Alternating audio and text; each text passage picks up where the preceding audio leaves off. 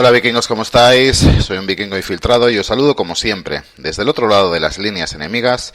Y lo cierto es que, bueno, este vídeo no tenía pensado hacerlo, vamos a considerar que es un extra. Ya había hecho un vídeo refiriéndome al despido de Koeman, pero viendo pues esas imágenes censuradas en Movistar, pues la verdad es que no he podido evitar la tentación de, bueno, de como mínimo hacer un vídeo aunque no sea muy largo y comentar algunas cosas que me parecen interesantes.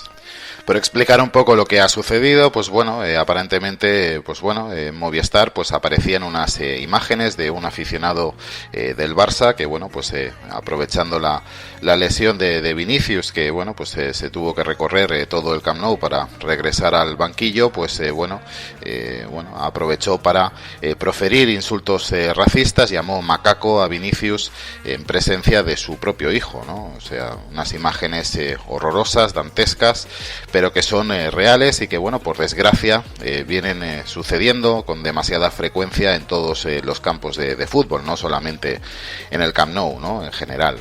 Bueno, pues esas imágenes posteriormente, como sabéis, fueron censuradas, volvieron a pasar ese vídeo, pero ya con un montaje distinto, con esa parte cercenada debidamente, y bueno, pues se la dieron tal cual, pues tanto a Maldini como no, y por supuesto también a Álvaro Benito, y se las dieron para que opinaran sobre ello, y bueno, pues sobre esas imágenes ya convenientemente censuradas, pues bueno, emitieron una serie de opiniones encima en contra de Vinicius tras su reacción al escuchar esos insultos racistas. Posteriormente me imagino que, bueno, pues la gente que pudo ver lo que había sucedido, pues bueno, en redes sociales denunció esa censura por parte de Movistar, esa tremenda manipulación que encima pues daba como resultado encima que criticaran al jugador, a Vinicius, que era el que había recibido esos insultos racistas, ¿no? Que curiosamente pues bueno, se culpabilizaba realmente a la víctima, ¿no? de lo que había sucedido, ¿no?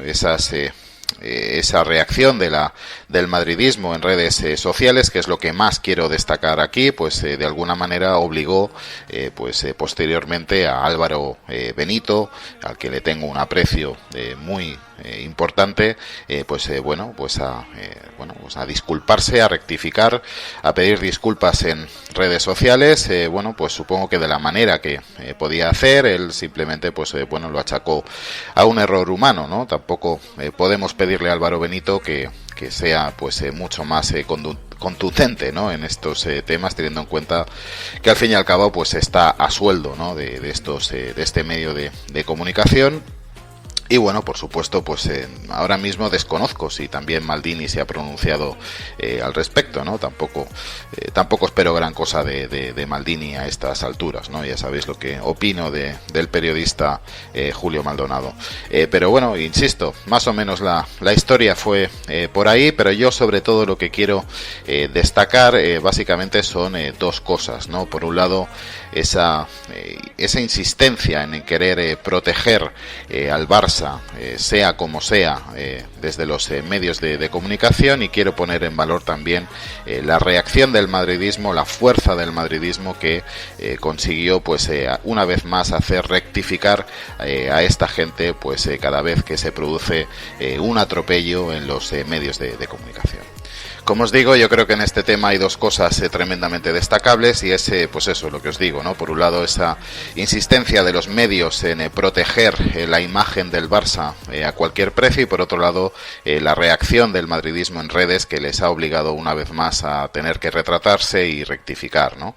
En cuanto a la protección mediática que siempre hay en torno al Barça, pues bueno, este es un ejemplo más, ¿no? Es decir, vemos cómo no dudan en censurar, en manipular el tema de cualquier manera, con tal de, bueno, pues proteger la imagen del Barça, de que no se vea la realidad, de que se vea, pues eso, de que no se vea, pues eso, un aficionado del Barça en este caso proferir insultos racistas hacia un jugador del Real Madrid, y además consiguiendo con esa censura el efecto contrario, ¿no? Que es encima dar una imagen de que es Vinicius poco menos que una especie de macarra que va provocando a la afición del Barça en el Camp Nou, cosa que evidentemente, como todos hemos podido saber, gracias a esa reacción del madridismo, no fue así, ¿no? Ni muchísimo menos, estaba muy alejado alejado de la realidad, ¿no? Pero no es la primera vez, es decir, ejemplos de este estilo tenemos a montones. Por ejemplo, bueno, pues esa insistencia en querer vertir una especie de manto de silencio con todos los escándalos que en los últimos años han rodeado al Barça, ¿no? Por ejemplo, a día de hoy muy poca gente es consciente de que el Barça fue juzgado y además condenado por el fichaje de Neymar, por el fraudulento fichaje de Neymar. O por ejemplo, muy poca gente tiene nociones del escándalo con el tema de de esa campaña en redes sociales pagada con dinero del club, efectuado por la anterior directiva para ensuciar la imagen de algunos personajes, de algunos jugadores, de algunos miembros del staff técnico y de gente muy importante del barcelonismo a través de redes sociales, a través de la empresa i3 Ventures, ¿no? Otro ejemplo que tengo muy fresco en la memoria es esa final de Copa del Rey en la temporada del triplete de Guardiola, en el que, bueno, pues como sabéis, los movimientos independentistas aquí en Cataluña pues organizaron una pitada monumental al himno de España y al rey de España, ¿no? Desde Televisión Española, la televisión de todos los españoles, pues bueno, en lugar de mostrar la realidad y darle al pueblo español la posibilidad de tener una imagen clara de lo que estaba sucediendo en Mestalla en esa final de Copa del Rey, pues lejos de eso lo que hicieron fue intentar edulcorar la realidad, pues por un lado subiendo de manera ridícula el audio del himno de España y por otro lado, pues mostrando imágenes que poco tenían que ver con lo que estaban sucediendo mayoritariamente en Mestalla, ¿no? Yo recuerdo esa insistencia de enfocar a ese pobre señor, a ese pobre aficionado del Barça, que iba el hombre, pues sí, con su bandera creo recordar que era una bandera de España con el escudo del Barça dentro, ¿no? En lugar de enfocarse en lo que realmente estaba sucediendo y lo que realmente era noticia, además, ¿no? Que era como el independentismo estaba utilizando al Barça una vez más como altavoz para su proyecto, para sus pretensiones y para su propaganda, ¿no? Lejos de eso, lo que se trató fue una vez más de proteger al Barça, de edulcorar una realidad y en lugar de dar una imagen de lo que realmente estaba sucediendo, insisto, que era esa utilización una vez más al Barça como medio propagandístico del independentismo. Y el otro tema que quería destacar en este caso, en positivo, es esa fuerza del madridismo en las redes, ¿no? La importancia de que el madridismo denuncie este tipo de cosas en redes sociales, ¿no?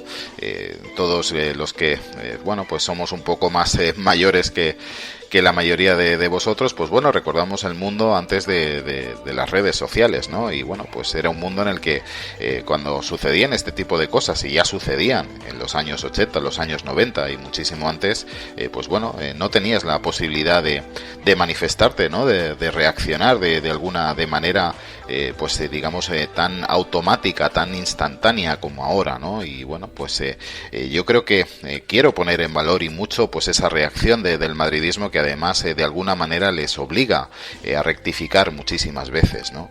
Me parece importantísimo y además creo que es una lección que debemos aprender y que tenemos que tener muy clara. No debemos tolerar ni un solo atropello más hacia el Real Madrid, ni uno. Yo pongo como ejemplo también ese famoso vídeo que ya comenté en su momento, en el que el periodista Maldini hacía un top 5 de mejores jugadores de la historia y en el cual excluía del mismo a Cristiano Ronaldo, ¿no? Todos vimos que gracias a esa reacción del madridismo en redes sociales obligó no a rectificar exactamente a Maldini, desde luego que no, y además tampoco tiene que hacerlo, pero sí que de alguna manera le obligó a hacer un segundo vídeo, en este caso, como ya os comenté, con otros periodistas, con otra gente opinando, y de alguna manera lo que vino a hacer fue que estos otros periodistas, estos otros colaboradores en el vídeo, se rectificaran por él, ¿no? Y así de alguna manera, intentar calmar las aguas, ¿no? Y otro tema que también quería destacar, que va relacionado con esto, ¿no? Es la ausencia de reacción institucional por parte del club, ¿no? No acabo de entender ese silencio del club. El club tiene que estar perfectamente alineado con lo que vive a nivel social el madridismo. Yo creo que ese es uno de los puntos negros quizá de la dirección de Florentino Pérez, de la presidencia de Florentino Pérez. Uno de los pocos, por criticar algo. Desde luego que la balanza pesa muchísimo más lo positivo que lo negativo, pero yo creo que el club tiene que estar mucho más al lado de todo este madridismo militante que cada vez que observa cómo el Real Madrid o la imagen del Real Madrid es atropellada, pues reacciona y se manifiesta abiertamente, ¿no?, a través de las redes sociales, ¿no? Yo personalmente sí he echado de menos algún tipo de nota, algún tipo de no sé, de comunicado oficial, no sé, alguna señal de, bueno, pues primero, pues en apoyo de un jugador al cual pues se ha intentado perjudicar claramente su imagen, y por otro lado, pues no sé, algo que diera la sensación de, bueno, de estar del lado de ese madridismo militante que, bueno, pues se niega a sufrir atropellos en cuanto a la imagen del club se refiere. Y no me relío mucho más, dejo aquí el vídeo, quiero saber vuestra opinión, quiero que me lo dejéis en la caja de comentarios, y bueno, pues por mi parte poco más. Espero que os haya gustado el vídeo, que le deis un fuerte like, que os suscribáis al canal si no lo estáis, y como siempre os digo, vikingos, ser del Real Madrid nos hace mejores. Chao.